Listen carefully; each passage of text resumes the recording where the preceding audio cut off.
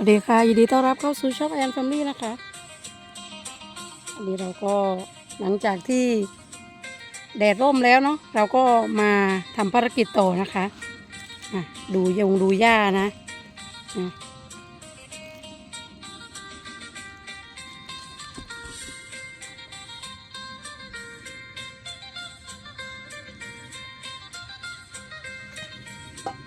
เราระวังอย่างเดียวคือระวังแตนอ่ะฝนจะตกหรือเปล่าเนาะพี่น้อง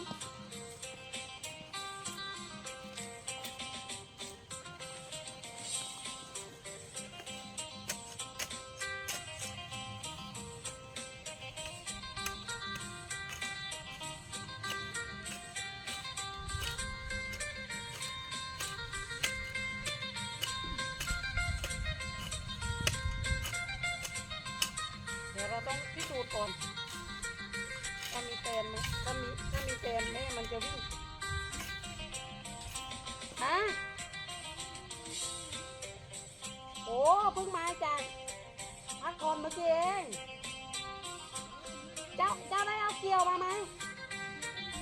ไหนเหรอเพราะว่าเกี่ยวนี้มันเกี่ยวยากคอยเอาเกี่ยวมาจากบ้านมันขึ้นสนิมแล้ว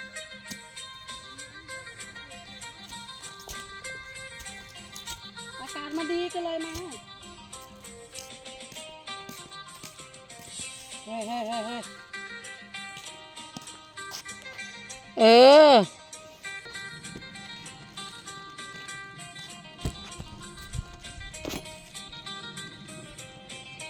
พอเราออกมาปุ๊บฝนตกFCเดี๋ยวเราก็ค่อยๆทำไปเพราะตกมันยังไม่ตกแรงนะจ๊ะมันยังไม่ตกแรงเนาะ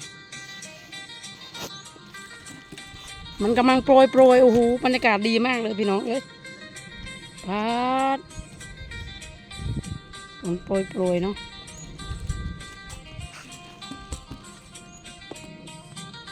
บรรยากาศดีจังเลยฝนตกแล้ว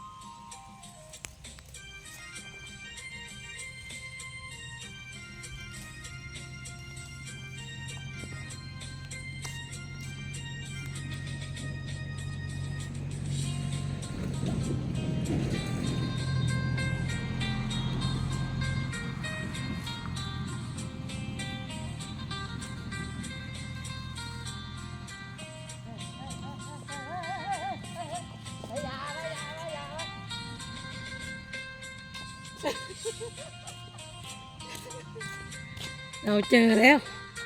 เราเจอแตนแล้วรังแตน เราเจอรังแตนแล้วพี่น้อง นี่ไง เมื่อกี้เขาต่อสู้กับเรา เมื่อกี้แตนต่อสู้กับเรานะตรงมุมนี้นะพี่น้องเนาะ โอ้โหดีนะเราวิ่งเมื่อกี้นะพี่น้อง เมื่อกี้เราวิ่งหนีนะเมื่อกี้ เออ โอ้โห ดีนะเราไม่เจอต่อยนะพี่น้อง อย่านะอย่านะอย่านะดูนะมันอยู่ตรงไหน เดี๋ยว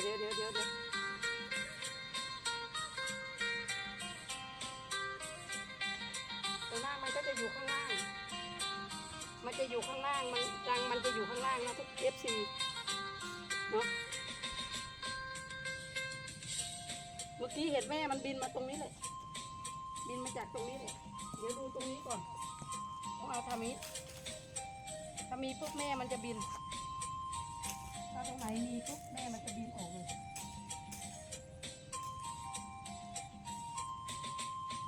ตรงนี้ไม่มีปลอดภัยพี่น้อง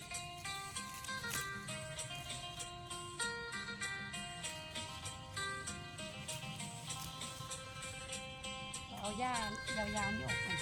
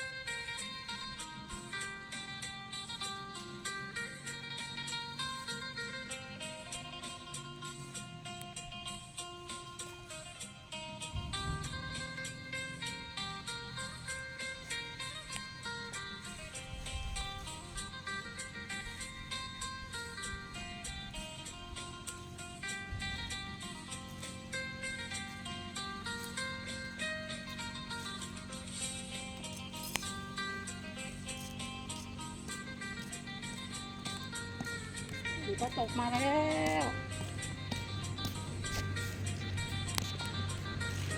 ฝนตกมาแล้วนะครับพี่น้องฝนโปรยๆแล้ว